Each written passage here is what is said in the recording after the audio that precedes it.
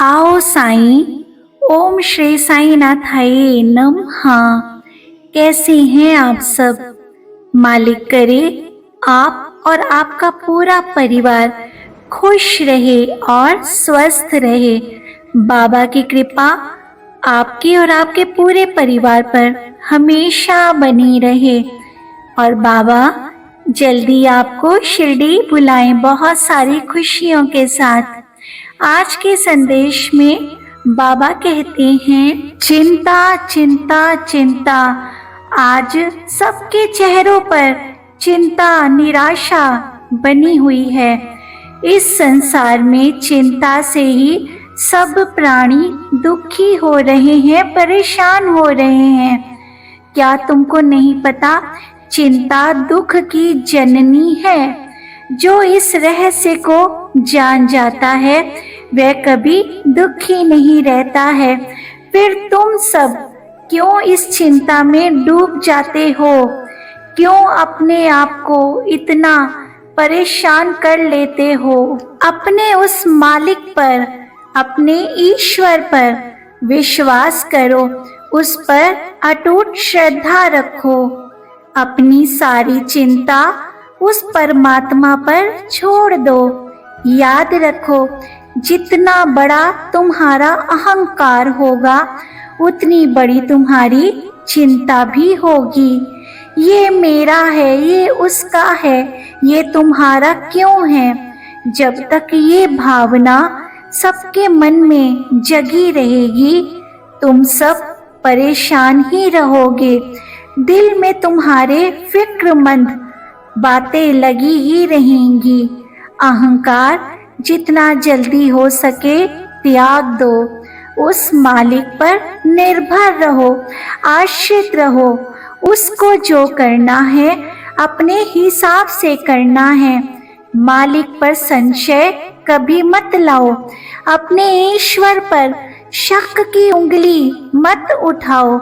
अपने शरीर को ही मालिक का मंदिर बना लो ना। भूल जाओ अपनी परेशानियों को, अपने दुखों को, अपनी समस्याओं को, और जो भी तुम्हें परेशानी है उस परमात्मा के चरणों में छोड़ कर तो देखो। एक बार अपने आप को उस परमात्मा के चरणों में लीन कर लो, फिर देखना तुम्हें कोई चिंता, कोई परेशानी, कोई दुख तंग कभी नहीं करेगा। हम और आप परेशान रहते हैं रिश्तों को बचाने के चक्कर में कि कहीं हमसे ये रिश्ता ना रूठ जाए, कहीं हमसे वो रूठ के ना चला जाए, हमसे वो नाराज ना हो जाए। लेकिन जो परमात्मा हमको और आपको सब कुछ देता है उनको मनाने का तो हम लोगों को कभी मन में आता ही नहीं कि अपने ईश्वर को कैसे मनाएं, अपने ईश्वर को प्रसन्न कैसे रखें, अपने भगवान को क्या भोग लगाएं, अपने भगवान को कौन से अच्छे वस्त्र पहनाएं, कैसे करें, क्या करें। क्या हम लोगों ने इतनी चिंताएं अपने भगवान की भी की है जितना हम लोग इस दुनिया की झूठे रिश्तों को बचाने के चक्कर में लगे रहते हैं? क्या हमने कभी सोचा है कि उस परमात्मा को कैसे मनाएं? हो सकता है आपके ईश्वर किसी बात में नाराज हो, लेकिन हम लोगों ने क्या अपने ईश्वर से माफी मांगी है कि प्रभु हमसे जो गलतियां हो गई हैं हमको माफ कर देना बाबा? लेकिन हम लोग तो प्यार के चक्कर में माफियां मांगते रहते हैं कि वो हमसे रूठ के ना चला जाए, वो हमको ना छोड़ दे। लेकिन इतनी चिंता हमने अपने ईश्वर की कभी हम लोगों ने की ही नहीं है। उस परमात्मा का, अपने ईश्वर का क्या हमने कभी शुक्रिया अदा किया है? अगर हमको रोज नई सुबह देखने को मिल रही है, यानी कि उस परमात्मा ने हमको एक नई सुबह दी है, तो क्या हम लोग ने उस परमात्मा का कभी शुक्रिया अदा किया है कि प्रभु आपका बहुत बहुत शुक्रिया कि आपकी कृपा, आपके आशीर्वाद से आज ही हमको नई सुबह देखने को मिली है। परमात्मा हमारा दिन आज का अच्छा बिताना, खुशी से बिताना प्रभु। हमसे कोई गलती ना हो जाए, हमसे कोई नाराज ना रहे परमात्मा, ऐसी कृपा करना कि हमसे सभी लोग प्रसन्न रहें। क्या आपने और हमने कभी सोचा है कि हम लोग ईश्वर की जो भी भक्ति करते हैं, स्वार्थपूर्ण भक्ति ही तो करते हैं, कुछ पाने के लालच में ही तो ईश्वर की पूजा करते हैं, ईश्वर को प्रसन्न करते हैं कि हाँ हमारी ये मन्नत बस पूरी हो जाए। हम लोग जो व्रत रखते हैं, पूजा करते हैं, साईं बाबा की पूजा करते हैं, 9 दीपक या 11 दीपक जलाते हैं, 40 दिन का चलिया करते हैं, बाबा के मंदिर जाते हैं, कहीं ना कहीं हमारे मन में कोई ना कोई विश होती है तभी जाते हैं, क्योंकि इंसान तो इतना स्वार्थी है कि अगर वो खुश होता है तब उसके पास इतना वक्त नहीं होता कि वो अपने ईश्वर के चरणों में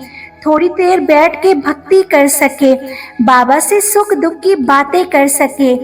हम और आप बहुत स्वार्थी हैं, कुछ ना कुछ पाने के लिए ही बाबा के चरणों में बैठते हैं कि हमको बाबा ये मेरी विश है, आप बाबा पूरी कर दो। आइए सुनते हैं एक प्यारी सी छोटी सी कहानी और इस कहानी से कुछ सीखते हैं।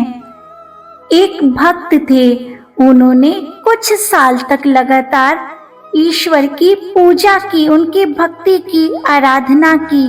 अंत में भगवान ने उनकी परीक्षा लेते हुए कहा, अरे भक्त, तू सोचता है कि मैं तेरी भक्ति से प्रसन्न हूँ, तो ये तेरा वहम है। मैं तेरे पूजा पाठ से बिल्कुल भी प्रसन्न नहीं हूँ। जैसे ही भक्त ने अपने ईश्वर की ये बात सुनी, वो तो खुशी से नाचने लगा, झूमने लगा। भगवान ने कहा, अरे मैंने कहा कि मैं तेरे पाठ से, पूजा से प्रसन्न नहीं हूँ, फिर तू नाच रहा है। वो भक्त बोला, भगवान आप खुश हो या नहीं, मैं ये नहीं जानता, ये बात मैं बिल्कुल नहीं जानता कि आप खुश हैं कि नहीं। हाँ, मैं बस इतना जानता हूँ कि आपने मेरे पाठ को कम से कम सुना तो सही, इसलिए मैं नाच रहा हूँ। तो इस कहानी से आपको और हमको क्या शिक्षा मिली? आपने ध्यान दिया कि भक्त को ये फर्क नहीं है कि उसके ईश्वर प्रसन्न है कि नहीं। भक्त तो इसी से ही प्रसन्न है कि उनके ईश्वर ने उनकी भक्ति को देखा तो सही। कम से कम आपने देखा कि भक्त को ये नहीं फर्क पड़ा कि ईश्वर प्रसन्न है कि नहीं, ईश्वर उसकी मनोकामना पूरी करेंगे कि नहीं। भक्त तो इसी खुशी में झूम रहा है कि उसके परमात्मा ने उसका कम से कम पाठ तो सुना। और हम लोग इतने स्वार्थी हैं कि अपने ईश्वर को प्रसन्न करने के लिए कुछ ना कुछ पाठ करते हैं ताकि हमारी ये मन्नत पूरी हो जाए, वो मन्नत पूरी हो जाए। ईश्वर की जब भी कोई पूजा करिए, उनकी भक्ति करिए, बिना कुछ मांगे हुए करिए। ईश्वर हमारे परम पिता हैं, जगत पिता हैं। उनको सब पता है कि मेरे बच्चे को क्या देना है, कब देना है, किस समय देना है। तो अपना स्वार्थपूर्ण भक्ति छोड़ के अपने ईश्वर की पूजा निस्वार्थ भाव से करिए। फिर आप देखिए ईश्वर हमको वो भी चीजें देंगे जो आपने कभी सोचा भी नहीं था। कहने को तो हम लोग अपना सारा जीवन अपने ईश्वर को समर्पित कर देते हैं, लेकिन सिर्फ कहने के लिए। क्या दिल से ऐसा होता है? अगर हमारे ईश्वर हमारी मन्नत कुछ देर से पूरी करते हैं तो हमारा मन संशय में आने लगता है, डावाडोल होने लगता है अपने प्रभु के प्रति।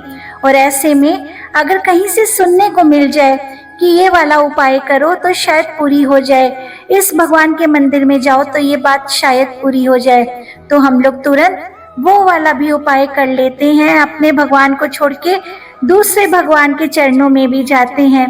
तो ये सब हम लोग बहुत गलत करते हैं। अपने ईश्वर को अगर हम लोग पूर्ण रूप से समर्पित कर रहे हैं तो फिर भगवान को वक्त दीजिए। भगवान जब उचित समय होगा तभी हमारी और आपकी झोली भरेंगे। अपने ईश्वर के प्रति किसी भी प्रकार का संशय मत लाइए, उनके ऊपर सबूरी रखिए, सब देंगे भगवान, बस सब्र करिए। ओम श्री साईनाथाय नमः।